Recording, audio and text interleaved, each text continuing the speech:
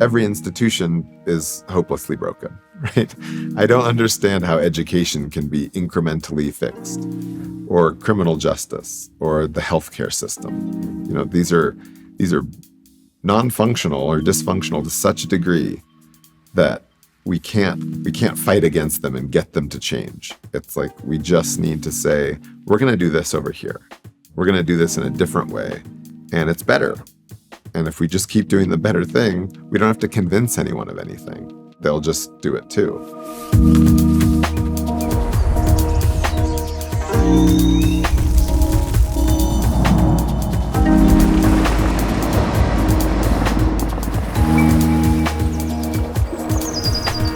Welcome to The Regeneration Will Be Funded.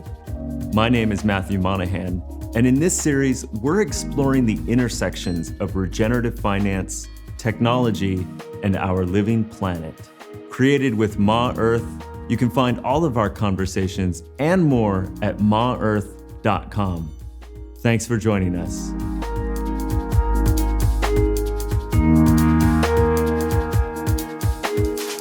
Today's guest is Zach Anderson from Coordinape. Coordinape reimagines collaboration by supporting DAOs in how they allocate resources. This was one of my favorite conversations from season 1. I find Zach to be full of great insights and wisdom.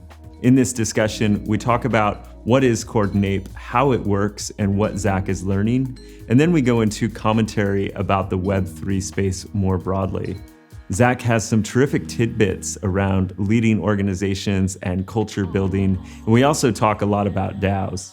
This discussion took place at ETH Denver in March 2023. I hope you enjoy it as much as I did. On to the show with Zach Anderson. Welcome. Today we're here with Zach Anderson, co-founder of Coordinape. Thanks, Zach, for being on the show. Yeah, really happy to be here. Awesome. So at a high level, what is Coordinape, and maybe walk us through that project and product? Sure. So Coordinape is a platform for decentralized teams to incentivize and reward, acknowledge each other. And so really what that looks like is a circle of people that have tokens, and they can give tokens to other members of the team when they've added value to whatever the project is. And at the end of a certain period of time, it's defined by the team, however many tokens you have, you get a proportion of some budget or some resource that you're allocating. So it's really a different way to think about how do you compensate people for their work. And instead of having a central person saying, I'll pay you this much for this work, it's really more a way to do emergent and decentralized acknowledgement of value. So it's really a peer-to-peer system. And it also then allows for reputation as well, right? So the give, we call them give, these tokens. And when I give to people, it's both, it can symbolize compensation, part of some budget, but it's also acknowledging for them on chain, like a subjective value that they've added. So if I was in a group of 12 people and we were going to build a mobile app over a quarter or season, basically we do that building and creation, and we get to the end of that, and then we, using the Coordinape tools, each get to assign like, hey, Zach added this much value and I give him X give, and Sean did this much and I give him Y give, and Jill did this much. Exactly. And then at the end of that, if there was like $1,000 to be allocated amongst the 12 people, whoever had however many give tokens, then proportionally gets the... Exactly right. So in that example, if it's a 6-week sprint, you have 12 people in the circle, and you might decide to do 2 epics. So we'll check in, the first 3 weeks, and if your whole budget for the whole project, say 100,000, so there's lots of different ways to do it. The way we do it with our team is we might give everyone a base, a base payment, and then put the other part into a pool, right. So that people have some floor that they know, and then the rest is sort of based on contribution. And what's interesting is that a lot of people immediately go to like, well, people will hoard, and like, how are you going to, get what you deserve? But what we find is that people are very, very generous when you give them the container to be generous, right? And it also, projects so often are emergent, right? You don't know what's going to happen. And it's really hard to sit down at the beginning of a journey of building something and say, I'm going to get this much, or this is what I'm going to do, and try and do, contracts and these kind of agreements when it's really flowy and emergent. And someone might end up carrying a lot more than they thought, and someone might end up not. And so having a way to sort of respond to that is really valuable.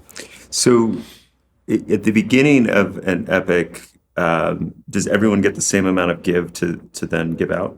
Well, that's the default, but it can, you can customize it. And a lot of times it makes way more sense. For example, a lot of DAOs will have a core team that will have a higher amount of give because they have higher context in all the different things that are going on.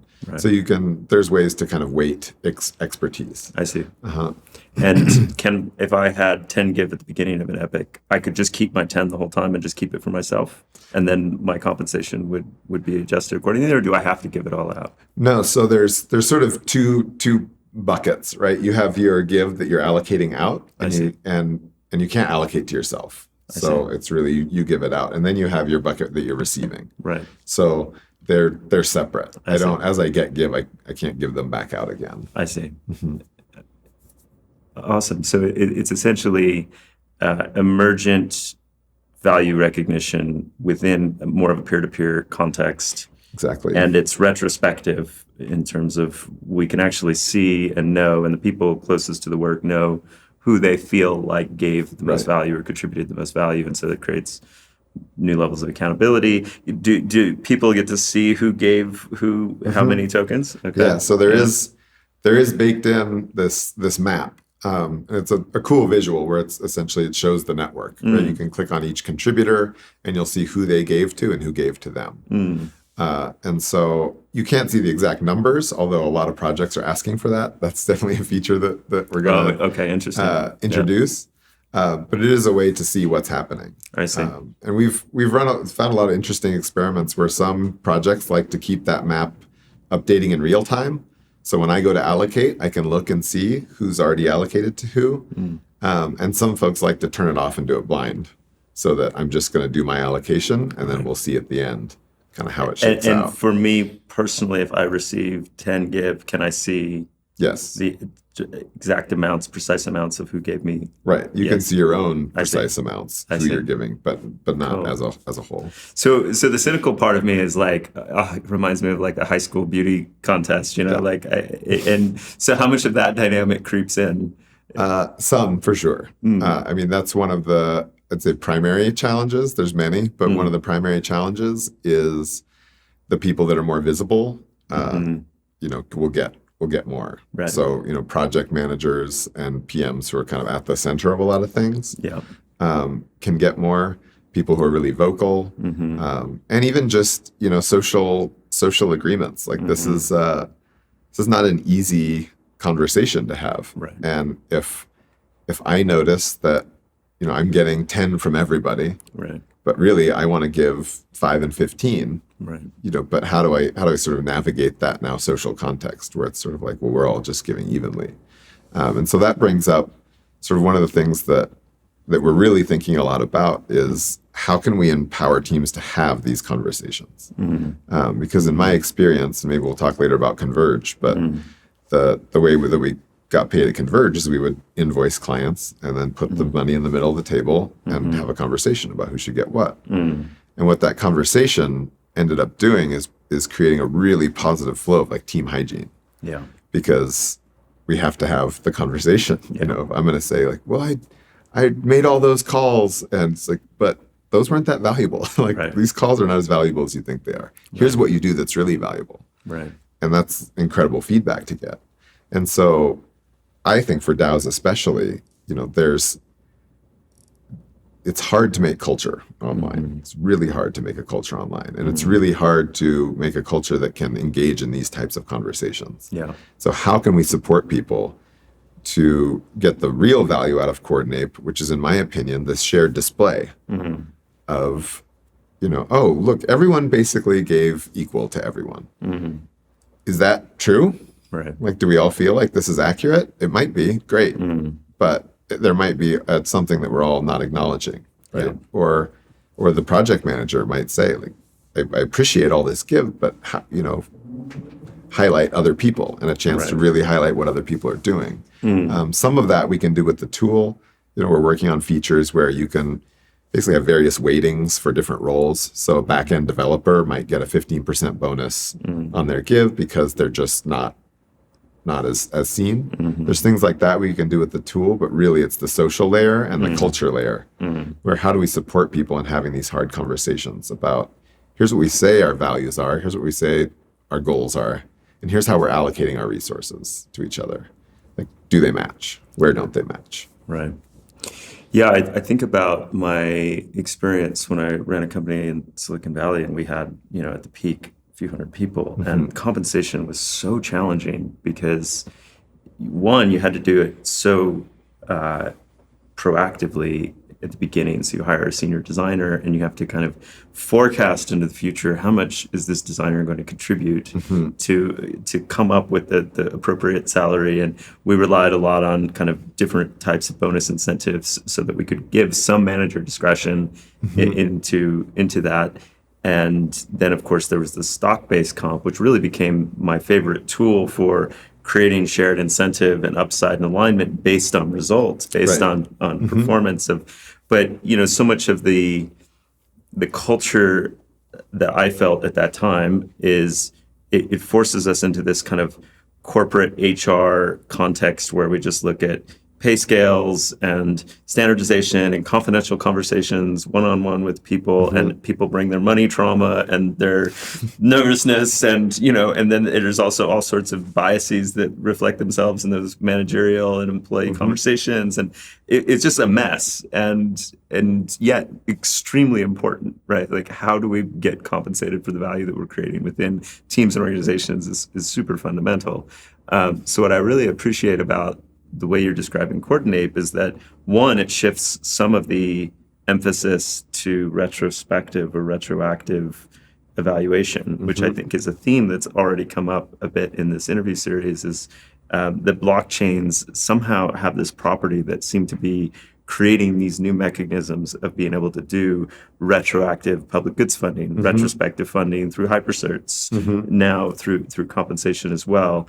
And then I'm also, just struck by what you're describing in terms of organizational psychology of, wow, you're trying to bring financial literacy and transparency and healing into organizational, contexts and teams by being able to have these money conversations more transparently. Right. I would say money conversations, and also just value conversations. What is it that I'm contributing that others find valuable? What is it that we're really producing here? Right. And the accountability that it sort of puts back on you, that I feel like a lot of corporate situations create these, there's a second full-time job of navigating all of the politics and the, roles, and how do I get this good performance review so that I can get, the second level, or all these different sort of games that you're playing, as opposed to just focusing on the work, and really taking responsible for, like, this is what I said I would do, and here's the result. Let's talk about the value that it brought. And so, systems like Coordinape feel right now they're higher risk and higher reward. If you want to go in this kind of vein and really put in the effort up front to build a culture around, care and trust, and also accountability, that takes you really far. Right. But also it opens a different kind of dynamic of can of worms that you have to be ready to process. And a lot of teams will just fall back to, like, oh, this is messy. Right. We'll go back to just the way you talked about is a much more kind of black box payroll and managing all of that. But it also, it brings so much more intelligence to the work, because the reality is a lot of the people setting compensation, whether they're managers or inside of HR teams, they don't have the felt understanding of who's contributing value, who's showing up moment to moment, who's doing late night kind of extra work to get a project over the line. And So to push that power to the edges, which is a term I've heard you refer to multiple times, it just makes so much sense, right? And what you're saying is like we can still create compensation mechanisms so that people have a baseline understanding of, because we have food to buy and rent to pay and kids to feed, and like so that level of security and comfort's still there, but this is kind of an additional layer that can sit on top of it. Yeah, it's sort of a the less generous term would be thinking about is like performance contracting, right? So you sort of get your base and then there's a larger bonus pool. Right. But the hope is what it feels like is it's a chance to really build culture in people acknowledging and rewarding that, you all might have a flat salary, but we all know from work is that it feels like this. Some days you are cranking really late, and pushing on a deadline. And some days you're not. And people go above and beyond, and how do we really acknowledge them? And it's interesting that the mechanic of giving tokens, there's also this notes feature. And it was a little bit of an afterthought, but you can just send someone a note about why you're giving them give. And this is far and away in user research, the feature that people love the most. And it just points to that, just acknowledgement, right? And I think this is especially true in a Web3 case where a lot of people are pseudonymous, they're working alone and putting something out in the world, but they don't have the same depth of team cohesion potentially. And so seeing that acknowledgement, and people write a lot in the notes. They really share a lot. And we purposely made those private, so they're only person that can read them are the people that exchange them. Right. So it gives two people a chance to, it turns out, be really vulnerable and really thank each other. So we're also thinking about ways like how can we really accentuate that and invite people more to share like their appreciation of each other. So what I love about this is it also shifts seemingly like I'm not getting paid just by an organization. I'm getting paid by my teammates. And what you're saying is this is not just about compensation. This is about recognition, values, acknowledgement, and bringing more of a culture of also the communication that happens between positively reinforcing one another's contributions, which is especially relevant in the Web3 or crypto or DAO contexts where we're maybe just on our computer and not necessarily having the same interactions. I know you love this quote. I do as well, from Buckminster Fuller. If you want to change how a person thinks, give up. You cannot change how another thinks. Give them a tool, the use of which will gradually cause them over time to think differently. Yeah. I mean, I think that's what we're doing with DAOs. And that's why, well, for many reasons, but that's why it's rocky right now as we're trying to really sort this out. What does emergent collaboration look like? But these tools that allow people to sort of feel into this much greater sense of agency, much greater sense of emergence and possibility. Like, these are all really key mindsets as we navigate the Anthropocene. I think that one of the things that's really valuable about DAOs is it's a really fundamental mindset shift from the sort of someone should do something hierarchy. There's always someone above me to complain about and that they should be doing differently. And a DAO sort of really points it back on, like, we're the ones we've been waiting for. You do have the power and the responsibility and the possibility to move things forward. And that's a mindset that I think is going to be incredibly crucial in navigating these global challenges going forward. Yeah, that's a theme that came up a lot in the conversation with Aaron Wright from Tribute Labs, of really this kind of flattening and kind of an opportunity for DAOs to change a bit of the hierarchical dynamics of traditional organizations as we currently see them, as well as, just this, all of the things that come with that. Yeah, but the language here, I'm always like, the language is tricky because when I hear people say like flatter, and kind of a tacit rejection of hierarchies, as it's nuanced, but I think it's really important to recognize that what we're looking for is fluid hierarchies, just not static ones. Right. Hierarchies are necessary. They're great. They're beautiful. And we just want to create systems that have a little bit more fluidity into, we used to say at Converge, the leader is the one who knows what to do next. And how do you create a culture and a collective intelligence that sort of allows the leadership to move in different parts according to people's context and skill sets of what they want to lead. Yeah, so we look more like the starlings. Exactly. Yeah. The murmuration's a great metaphor, right? Mm-hmm. So you've mentioned Converge a few times. Can you give us a bit of context of how did you come into this space? What is Converge, and what was your journey getting here? Yeah. So Converge is a consultancy that helps people to launch impact networks. So impact networks are bringing together people from various sectors that are trying to move some system. So the example I use a lot is the Santa Cruz Mountain Stewardship Network. We have 100,000 acres of redwoods and numerous owners and interests and ideas of what stewardship means. So bringing together the logging company CEOs and working lands and ranchers, as well as the Amamutsun tribe and Cal Fire and the land trusts that own big tracts, and starting to really understand together what are the leverage points, what do we care about, who are we, what matters, and finding those points of intersection where you can actually move things at a more systemic level. And there's lots of places to go learn more about what we were doing there. I came to that work from the angle of a sustainability consultant. So my sort of journey was in college. I was an Earth First activist, and really, taking things up to tree sitters and messing around in the woods, kind of just trying to do something about this pain that I felt about seeing, the decimation of the natural world. And then I decided after that, I was like, activism doesn't really work. I'm just going to unplug. So I actually went to New Zealand and studied permaculture and was working on organic farms, just running around trying to learn how to be off grid and reject the whole system. But permaculture, right, the problem is the solution. And I realized that this was an illusion, this being able to reject things. So I ended up going to business school and going into sustainability consulting to try and change things from the inside. And it was that work, working with Fortune 50 companies and across their supply chains and seeing just how collaboration, like everyone loves the idea of collaboration, but collaborating is incredibly difficult and nobody likes to do it because people are messy and it's hard.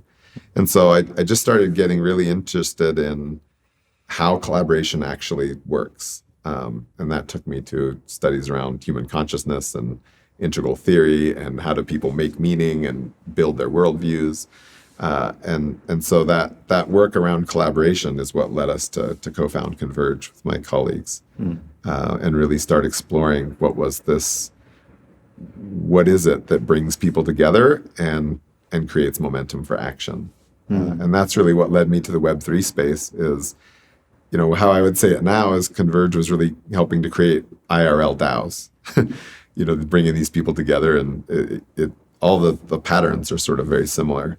And so I got extremely excited when I saw this sort of kind of nascent movement around a new way of thinking about how we organize and how we collaborate.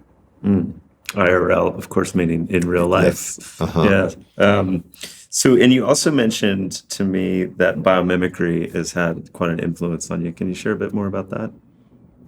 Sure. I think anyone who has had spends time in nature, you can't help but to sort of just start to marvel at the elegance and the innovation and the genius of it. And it was in college I read Janine Benyus's book about biomimicry and ended up working on a case study about a scientist who had replicated the protein that mussels use to hold themselves onto rocks.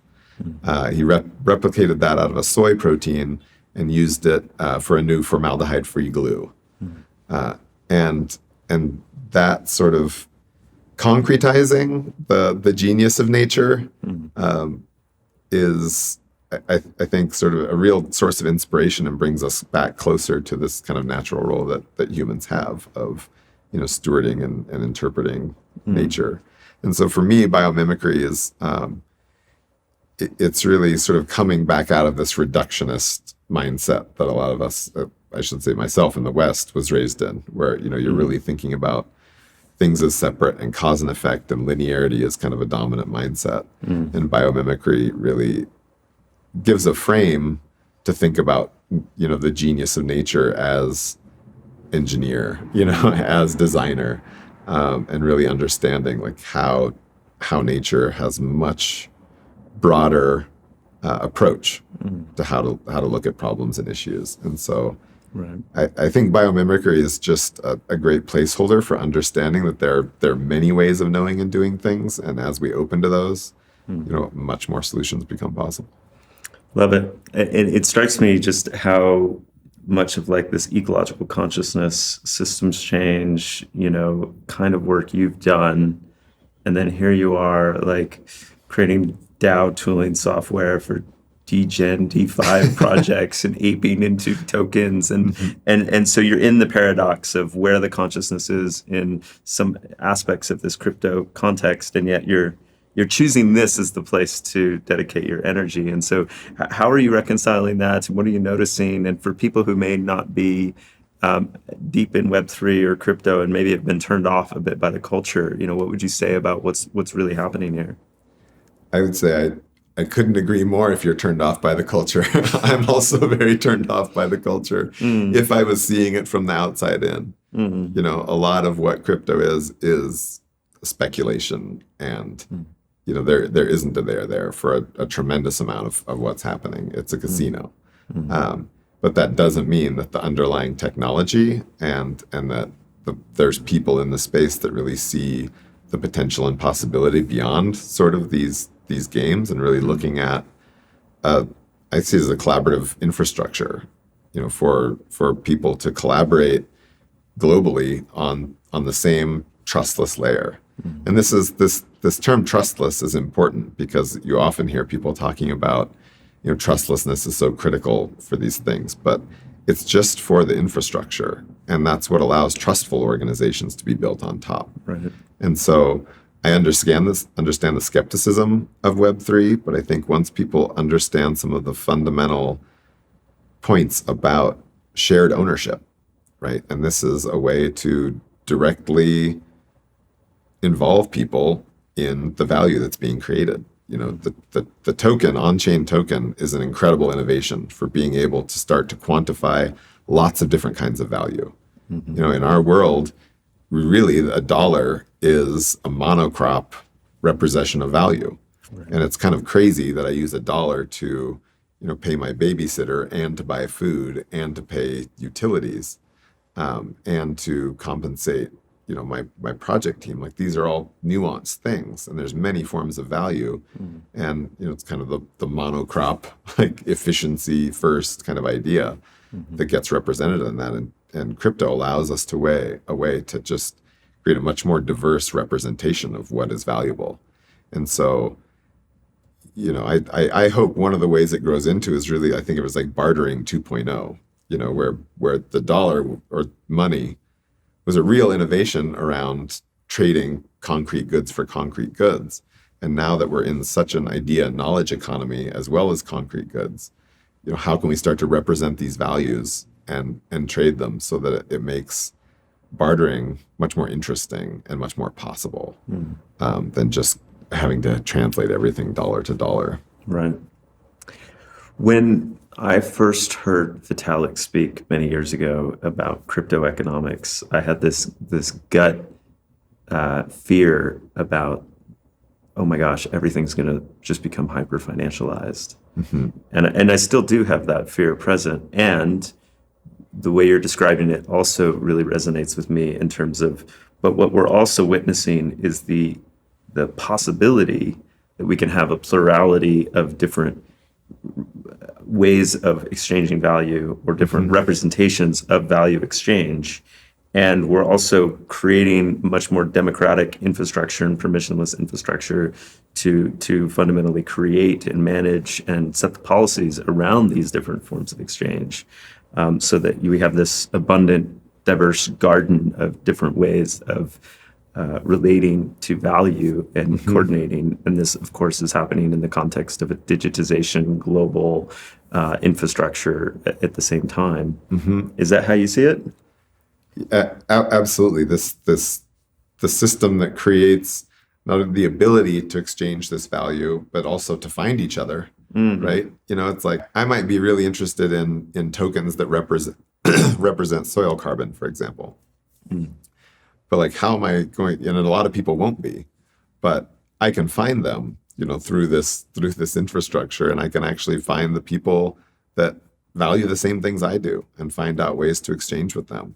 And it really allows us to reimagine this idea of like, what is money?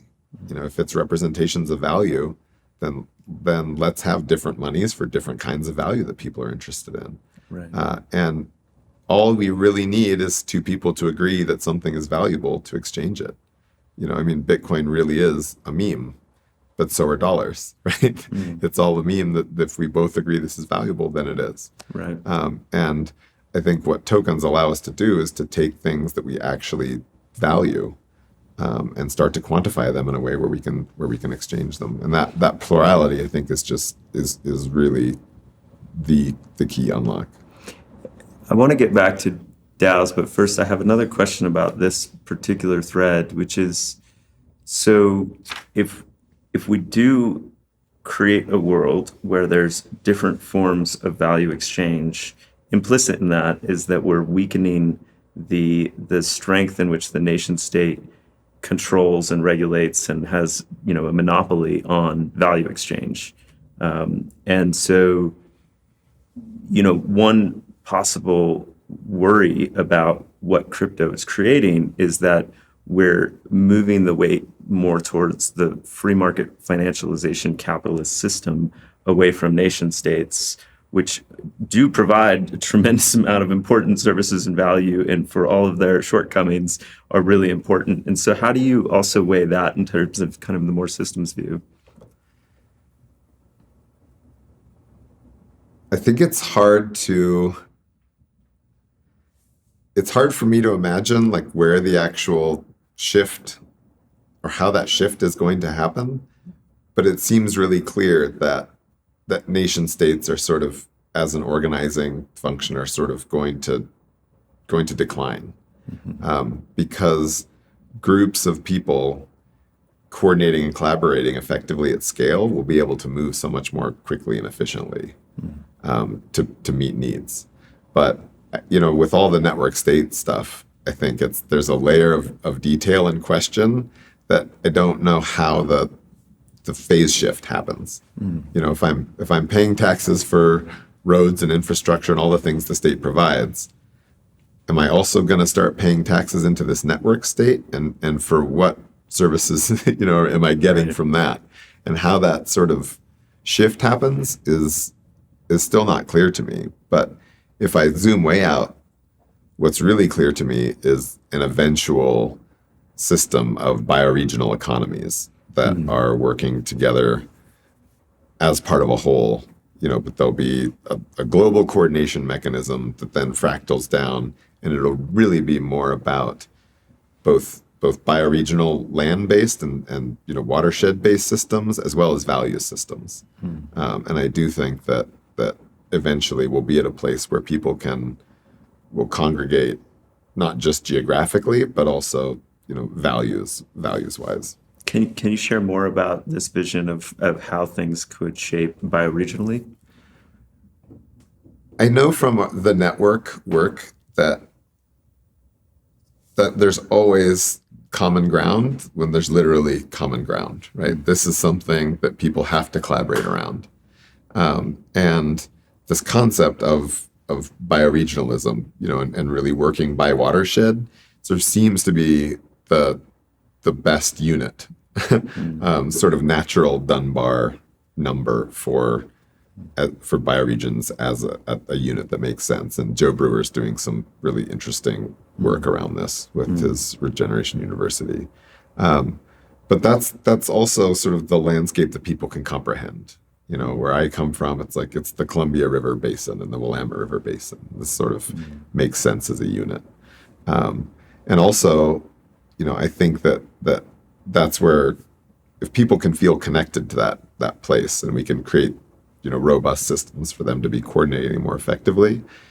My sort of moonshot vision for the future is sort of a global recreation of Renaissance Italy, where you have these city states that have their specialized things, and these centers of innovation. And you can sort of imagine, instead of the United States, you have Salmon Nation and you have Silicon Valley, like as a sort of bioregion. And this is the tech hub, and here's where these sort of innovation centers building up. And the competition becomes not one of sort of dominance, but more of a co-opetition, where there's rivalries, but the rivalries tend to create an upward spiral instead of like, how can I just dominate and completely win? I think there's a lot of mental models right now around, it's like you win when the other person goes away. And instead, like, how can we create back to the plurality? I think if there's a positive global future, it looks a lot like collaborating bioregions, and less in that network in a state context. Right. But how that phase shift happens, right? I don't know. And could it be that phase shift has a lot of properties of symbiosis to it, where I'm thinking about Coordinape would be useful for a team inside of a local council or city government. Like 100%. So embracing a lot of these technologies doesn't necessarily mean throwing away nation state infrastructure, because the boundaries are not so rigid. Right. Just like as we get really excited about the new possibilities of organizational structures in DAOs, we're not going to throw away 400 years of management science, right? That knows a lot about how to get people to coordinate and collaborate and incentivization and all these things. Like corporations are extremely effective. Right. We really need to make sure we include, when we transcend and include these structures. That's critical. And I think that when we think about Web3, becoming sort of a part, it's just like the internet.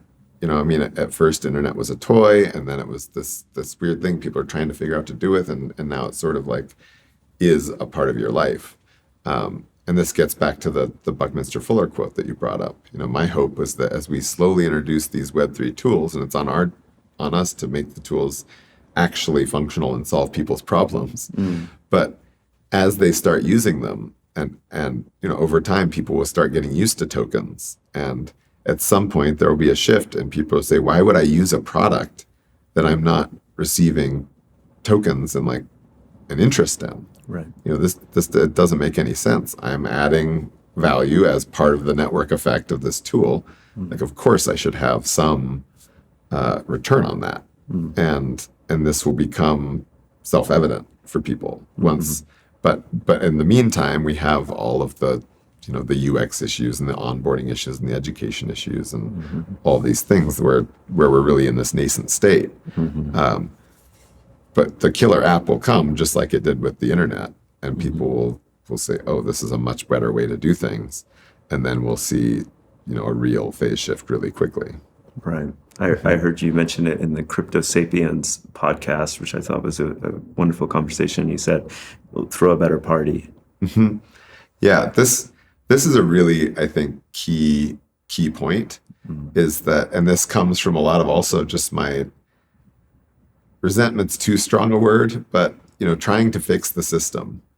And I think the reason that my experience in meeting people and working in Web3 is it's some of the most like dynamic and optimistic, and people are excited, despite all of the black eyes and the bullshit of our industry. Like, we see the potential of, we have a shot at fundamentally redesigning some systems. And for me, growing up and seeing just every institution is hopelessly broken, right? I don't understand how education can be incrementally fixed, or criminal justice, or the healthcare system. These are non-functional or dysfunctional to such a degree that we can't fight against them and get them to change. It's like, we just need to say, we're going to do this over here. We're going to do this in a different way, and it's better. And if we just keep doing the better thing, we don't have to convince anyone of anything. They'll just do it too. The tension is really going to be, and I think about this in Charles Eisenstein talks a lot about this frame of the place in between stories. And that really resonates with me because we have this positive, pluralistic Web3 enabled future. And we also have the present that we all have to live in, and I can't buy my groceries with tokens yet. And I can't exchange, carbon that I put bespoke on chain for something else yet. We're building all this stuff, and how we sort of bridge into that world while still being able to function in this one, like that's the stage that we're navigating, that I think is going to provide a lot of innovation and also a lot of missteps. I've already felt my idealism, crescendo and crater, and now like getting back on the horse for sort of like, let's do the best we can. Let's take advantage of the opportunity and really, what you're doing with this series, reframe for people, like what is this technology about and what is it for? That's really something I'd love to see the crypto industry talk about more. They talk about what it does and how it works, but really more people talking about what is this for? What is the fundamental innovation here? Yeah, and as technology continues on this exponential advance, like our responsibility is just also increasing with greater and greater effect. And if we have this opportunity before us, this very unique moment, I feel the same exact way, where the systems are so broken and the institutions, our generation has just watched over and over. It's not working. Then like, oh, wow, we have these new coordination possibilities that can reinvent and redefine. How do we embody that responsibility? And when I see what you're doing and the context you've come from, I'm curious, how you hold that, because every day you're presented with another shiny object in the crypto space of another way to potentially divert energy towards making money rather than focusing on maybe other aspects of the work. And yeah, it's noisy out there. And so how are you grounding that in your own personal practice, and how do you stay sane and focused? Getting in the ocean helps a lot. I'm fortunate to live really close to the Pacific Ocean, and getting in the water is just a way to sort of remember that this is all really important, but it's not too serious. We're all going to be gone pretty soon. Like, it's okay. So it helps to sort of approach it with a curiosity and approach the work with a bit of a lightness. I think it would be really easy for me to get enraged by a lot of the speculation and money games that happen in crypto, but these are happening everywhere if you spend a little time and look under the hood. Right. So, for me and for a lot of the projects that I'm involved in collaborating with, money is less interesting than the other things that we could potentially bring about and do. And so, one, I recognize that comes from a real place of privilege to say, money is not the most important thing. Well, that's easy to say when you have enough. And there's certainly, a whole conversation around the only real purpose of Web3 is financial empowerment, and leveling the playing field and all of these things. But for me, I haven't been as tempted by these degen games or shiny things. Because to me, the purpose of what we're trying to do is really clear. And frankly, like, what we're trying to build is so hard. Like creating a system where people can feel good about these exchanges of value, where they can really close the loop on understanding, why they gave and why they received, where people can really accept the feedback of like, oh, wow, you're right. Like I didn't do what I said I was going to do. And that has consequences. Like this is a really hard problem to solve. And so I'm also not tempted by shiny things because I just am working too hard on this one. Great.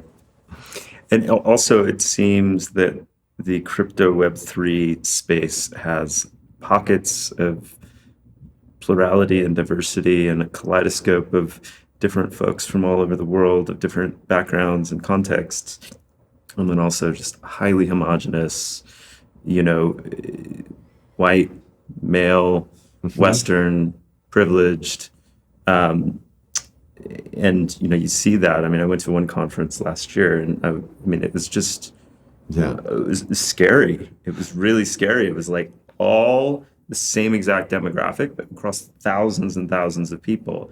And you're just, oh my gosh, how can we possibly be creating a system for everyone if this is the consciousness that is informing it?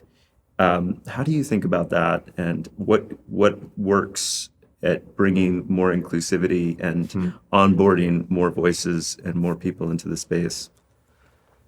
Yeah, this is a complex question because there's a lot of the context I don't have. It's like I'm brand new to this space. It just came in 2021, really late 2020, and there's people who've been here a long time. So I just want to acknowledge that anytime, when people talk about crypto, it's sort of like talking about business. It's like, there's a lot of things happening. And yet there's certainly patterns. And this is definitely one. I think so much of crypto also comes out of like gamer culture, and hacker culture, which is also traditionally very male. And also, where technology is coming, it's coming out of the North, out of the West.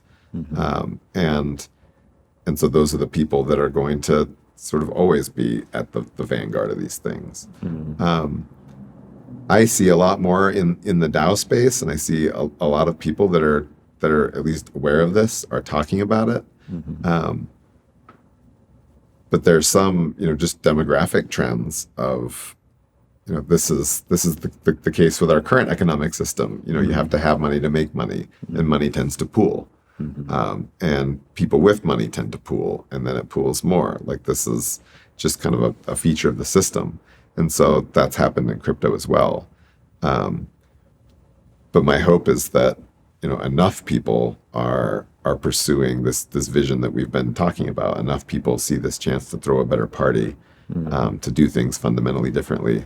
There's definitely a contrarian streak, of people that are attracted to Web3. It's really interesting. You have gamer culture. You have this sort of libertarian, threads and culture. You have the hacker culture, the whole wrapper of engineering. I think another interesting thing to look at in crypto is, and especially for me from the DAOs, like if you look at the original DAO, the idea is like it's an autonomous organization, and there's this idea that you can code as law, and we can somehow code away the messiness of humans, which is a ridiculous notion. But I still think there's some sort of shadow in the DNA of DAOs, thinking that we can just create better tools and better systems and better technology to solve this problem of irrational humans. When really it's like, how can this technology facilitate humans getting less messy together? And so that's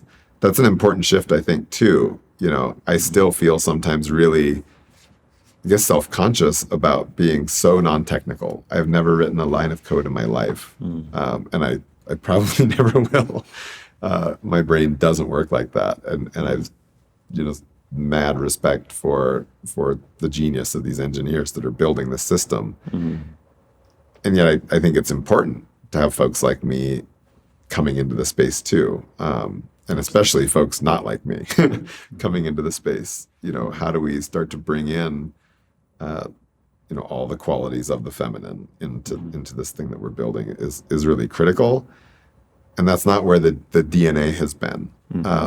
And so we have to be really intentional about starting to really weave that in and create spaces to listen. And again, tools, create tools that encourage inclusivity.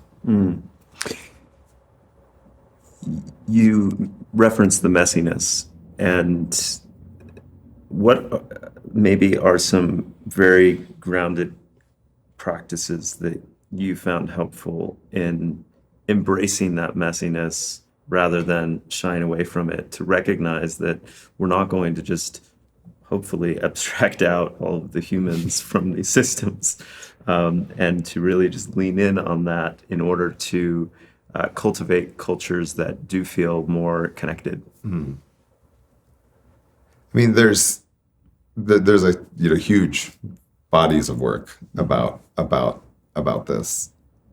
Intentionally building culture, for me, embracing messiness is really about designing a culture that allows people to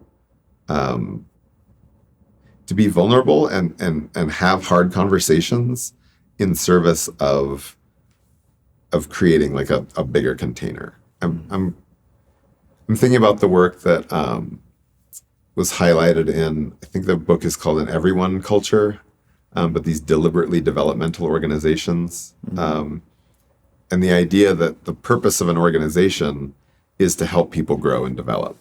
And they may happen to do real estate finance, or they may happen to be a hotel chain. But really the purpose is, how do we help each other grow? And so for me, embracing messiness is like, how can we less and less help people just focus on the work and not focus on the work, and also managing perceptions and expectations and how I should be and how I should feel.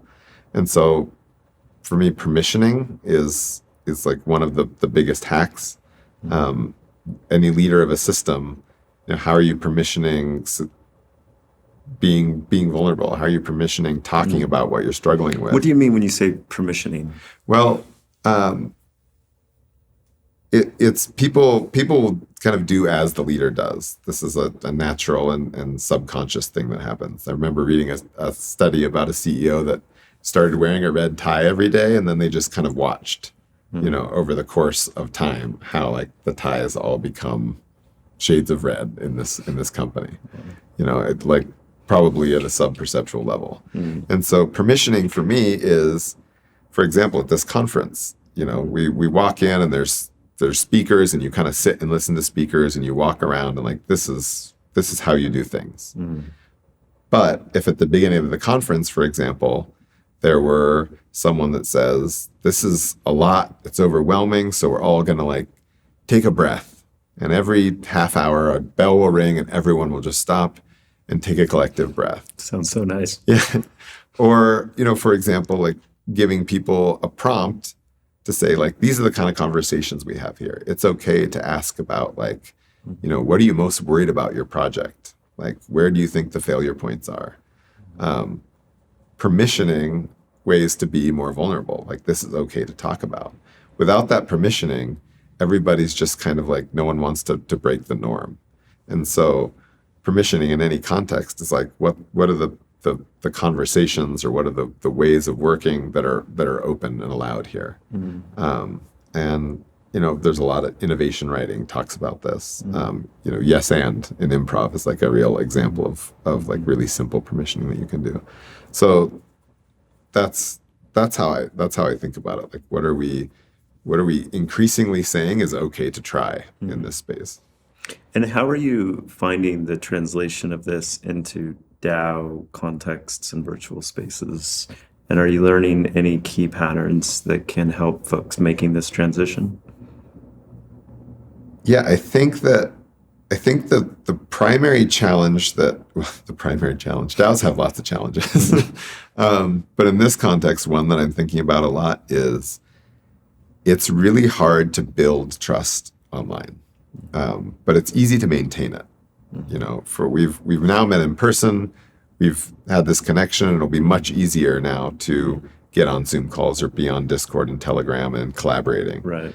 But when you start from that, it's fundamentally transactional and just hard. And so, when I'm sure that DAOs will end up, if they're successful, there will be a real cadence of 3 times a year. Instead of going to the ETH Denver conference, you'll essentially go to your DAO conference, or all of these, and this already happens. Teams at the front or the back end get together, and they really see the value of that.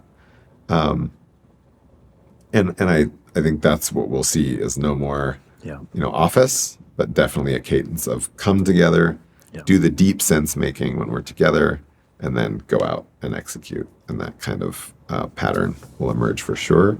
I think also there'll be people that get really, and tools, but all these things that really getting good at fostering a sense of connection and community online.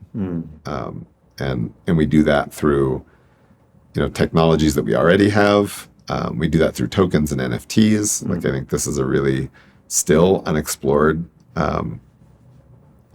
space of how the future is going to evolve, where my tokens and NFTs are going to essentially comprise my digital identity and my digital avatar. Sure. And so DAOs need to figure out the same way that companies have, like what's the greater thing that I'm a part of and moving toward. And we can do that through the traditional means, but there has to be another online layer Right. that I haven't seen yet. I haven't seen, of all the sort of things that proliferated around the pandemic, all these different ways of trying to how do we get people involved through a box on a screen. I don't think we've cracked that one yet. Right. And one other thread around this kind of cultural aspect of transitioning from traditional organization structures to DAOs, you and I, before this chat, were joking how we feel kind of old in the context of being here at ETH Denver, and the demographic informing crypto is in many ways much younger than us.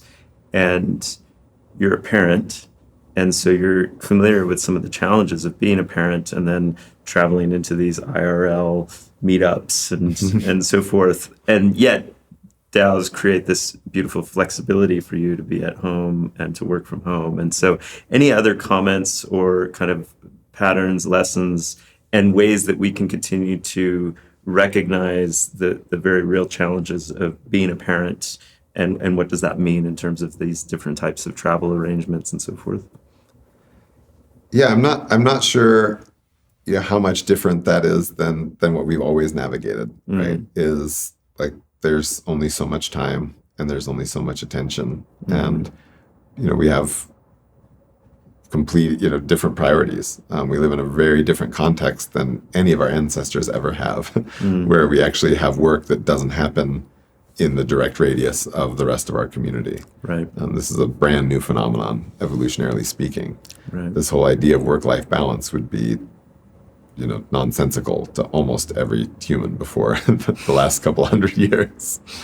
And so, I don't know how much that's really different, whether you're working in a DAO or not. I think it goes back to, it really goes back to these values of, accountability and sovereignty.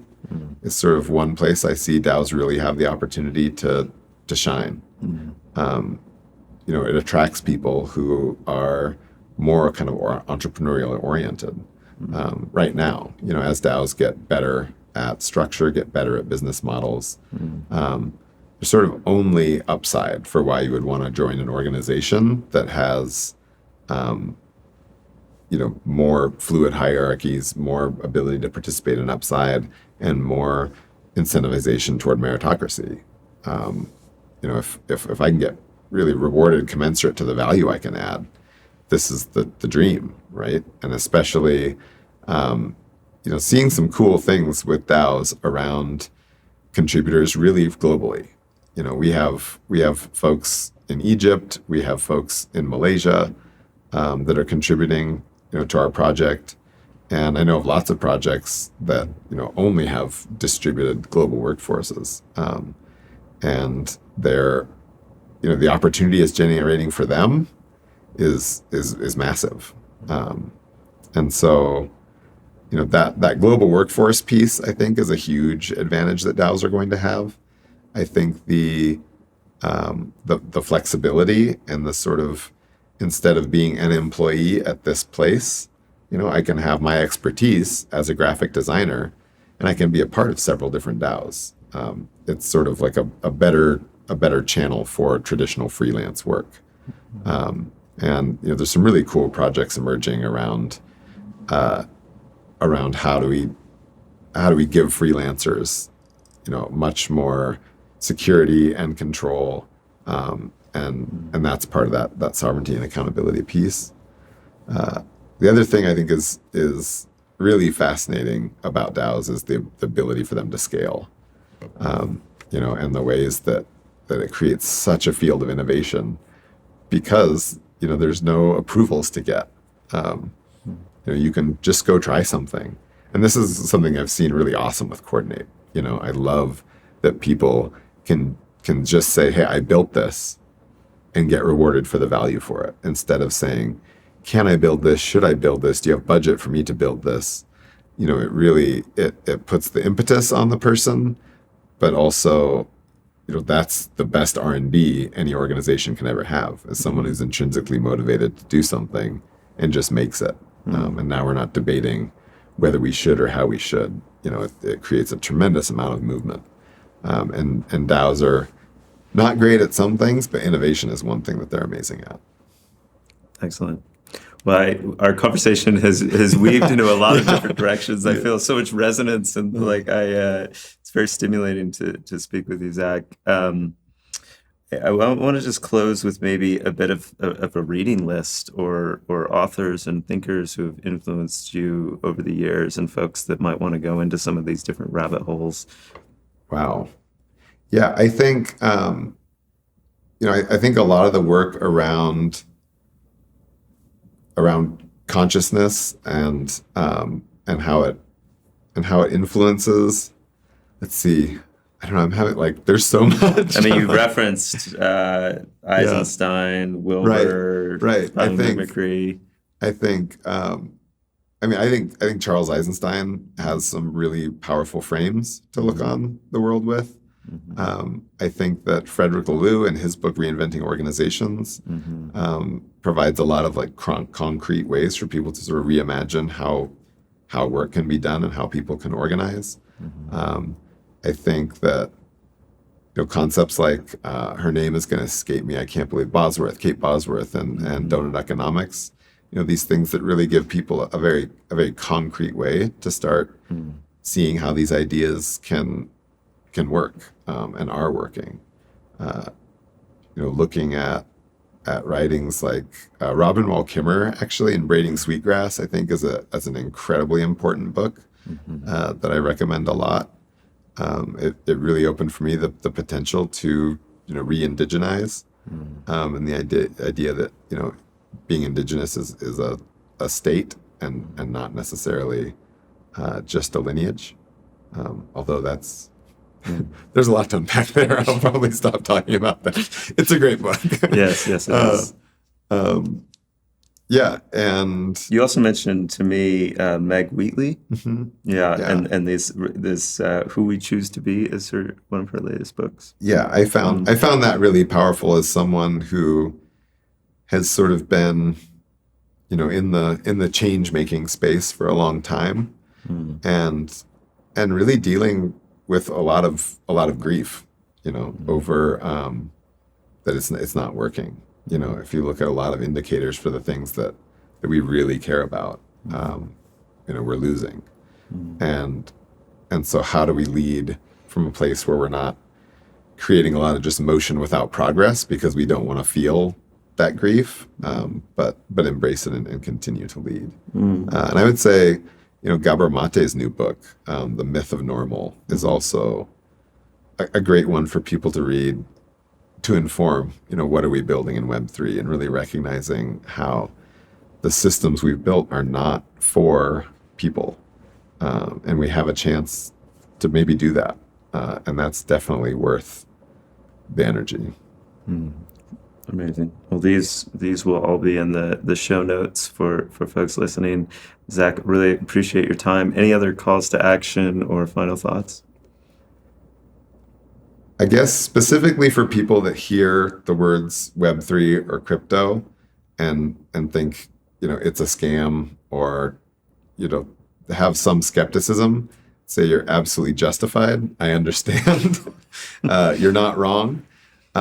But stay curious and really, think about do any of these things resonate with you? Like, yeah, I do see that the world could change, that the world should change, and that if I don't think that corporations and governments are up to the task to do the kind of change that I want to see in the world, am I willing to consider that there might be other ways and other channels of going about it, and ones that we can actually build ourselves? So I'd really encourage people to have an open mind and to consider the implications of, like, what if we are the ones we've been waiting for? And what if there is no government, there is no billionaire philanthropist coming to solve any of these challenges that we have? It really is, it's up to us. And so let's embrace the responsibility and the opportunity. Beautiful. Thanks again for spending time with us and for delivering that message, and looking forward to more conversations in the future. Yeah, me too. I really appreciate it. All right, what'd you think? Leave us a comment below. To learn more about Coordinape and to play with the tool, go to coordinape.com. The books and resources that Zach mentioned are linked in our show notes. For more conversations like this one, go to maearth.com. That's maearth.com. I invite you to like, share, subscribe, and let us know what you think. Also, join our community Discord. We're looking for collaborators as we explore these intersections of regenerative finance, technology, and our living planet. So I'd love to engage with you. Thanks for tuning in, and I'll see you next time.